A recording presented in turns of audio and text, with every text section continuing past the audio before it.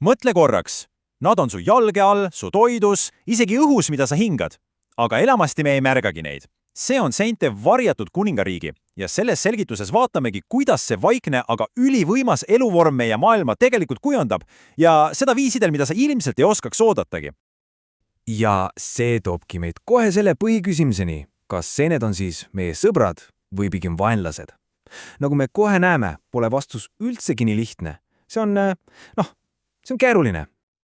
Ja vaata siia. See pilt võtab selle vastandlikkuse ideaalselt kokku. Ühelt pool on kuldne kukseseen, eks hinnatud leid, iga seenelise unistus. Ja kohe sealsamas kõrval tema petlik teisik, valge kärbseseen. Üks on hõrgutis, teine on kindel surm. Ja nad kasvavad kõrvuti. See ongi seente maailma olemus. Okei, lähme siis asja juurde. Meie teekond näeb välja selline. Kõigepealt räägime maitsvast ohust metsas, siis vaatame nähtamatuid liitlasi meie köögis. Edasi uurime, kuidas seened on justkui looduse topeltagentid, siis avastame, kuidas nad on planeedi taaskasutajad. Vaatame ka, kuidas seentega ehitada ja lõpuks küsimegi, et milline see meie seeniline tulevik siis on. Niisiis, esimene peatus, maitsev oht.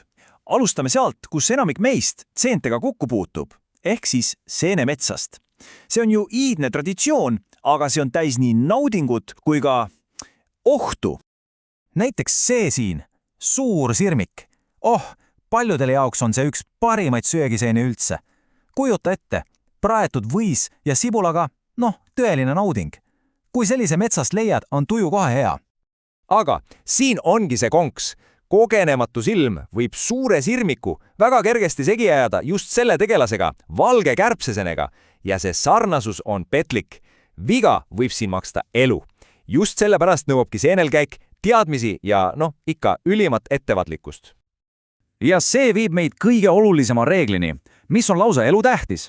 Kuula nüüd, korja ainult neid seeni, milles sa oled 100% kindel. Kui on vähimgi kahtlus, siis jäta see seen metsa. Lihtsalt jäta. See tarkus hoiab sind elus. Okei, jätame metsa hetkeks selja taha. Liigume nüüd nähtavatest seentest edasi sinna nähtamatusse maailma. Räägime mikroskoopilistest seentest, mis on tegelikult meie igapäevase toidulaua lahutamatu osa. Oled sa mõelnud, mis teeb saia nii mõnusalt õhuliseks ja kergeks? Vastus on pärm. Jah, just need pisikesed üherakulised seened, nad lihtsalt söövad suhkrut ja toodavad süsihappegaasi, mis, see panebki ta aina kirkima. Ilma selle nähtamatu abiliseta oleks meie sai lihtsalt üks lame ja kõva käkk. Ja jälle me näeme seda kahte nägu. On olemas hea hallitus, eks? See, mida kasutatakse näiteks sinihallitusjuustu tegemiseks ja mis annab sellele selle erilise maitse. Aga siis on see halb hallitus. See, mis kasvab vanale saiale ja on mürgine. Ja jälle, see piir hea ja halva vahel on ikka uskumatult ürge. See kontrast on ju lausa silmatorkav, kas pole? Ühel pool on isuäratav juustuvaagen, delikatess, mis on sündinud tänu hallitusele.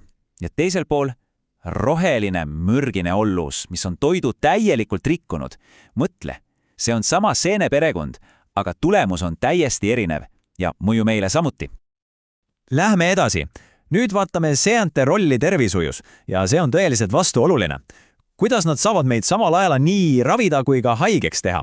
Tõelised looduse topeltagendid. See on ju tegelikult päris uskumatu, kui sa mõtled, et üks meditsiini ajaloos suurimaid läbimurdeid sai alguse täiesti tavalisest hallitusest. Jah, penitsiliin. See on päästnud sõna otseses mõttes lugematul hulgal elusid võideldes bakteeridega. See on seente helge, elu päästev pool. Aga muidugi on ka see teine, palju tumedam pool. Mõned seened on parasiidid. Nad põhjustavad tõsiselt ebameeldivaid ja tihti ka raskesti ravitavaid haigusi. Näiteks see vana tuttav jalaseen, mis kahjustab nahka ja küüsi. Okei, aga kuidas ennast nende nähtamatute sissetungijate eest siis kaitsta? Tegelikult on olemas mõned päris lihtsad, aga väga tõhusad nippid. Nii, esiteks, ära jaga rätikuid, jalanõusi ega sokke. Teiseks, hoia jalad kuivad, kanna hingavaid jalanõusu. Kolmandaks, pese alati jalgu enne ja pärast ujulaküdastust. Ja viimane aga ülitähtis, avalike duširuumides või basseinides kanna alati plätusi. Alati! Nüüd aga jätame hetkeks kõrvale selle, kuidas seened mõjutavad meid isiklikult ja vaatame suuremat pilti, nende globaalset rolli. Ja see on tohutu. Seened on meie planeedi asendamatud taaskasutajad. kujuta ette, et metsas kukub maha üks vana puu. Kes selle ära koristab? Täpselt, seened. Nemad on need, kes lagundavad kogu surnud orgaanilise aine, puud, lehed, kõik, ja muudavad selle tagasi toitaineteks. Ja neid toitaineid saab siis uus elu jälle kasutada. Ilma seenteta uppuksime me lihtsalt prügisse. Meie metsad mattuksid prahi alla. Ja siin me oleme jälle selle kahepalgelisuse juures. Seesama võime puitu lagundada, mis on looduses elutähtis, see muutub hävitavaks, kui see satub vallesse kohta. Näiteks, kui majavamm satub sinu maja, siis muutub see elu päästjast hoopis hävitajaks, mis võid su kodupuitkonstruktsioonid sõna otseses mõttes ära süüa.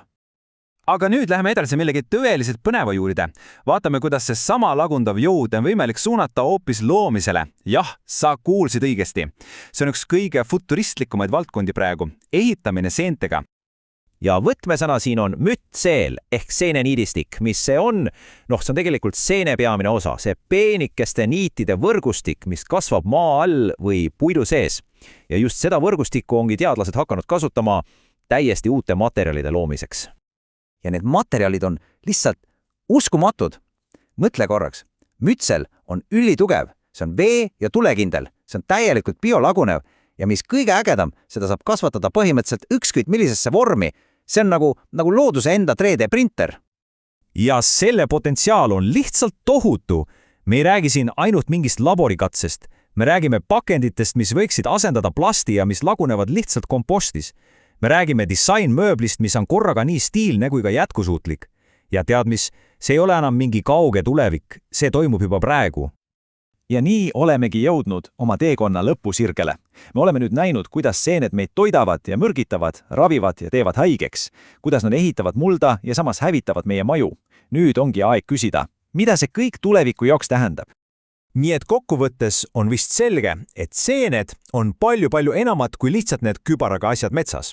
Nad on peidetud kuningriige, mis on meie maailmaga täiesti lahutamatult seotud. Nad võivad meid toita, ravida meile kodusid ehitada ja meie planeeti puhastada. Ja see panebki lõpuks mõtlema, milliseid uskumatuid saladusi see iidne ja salapärama eluvorm meie eest veel varjab.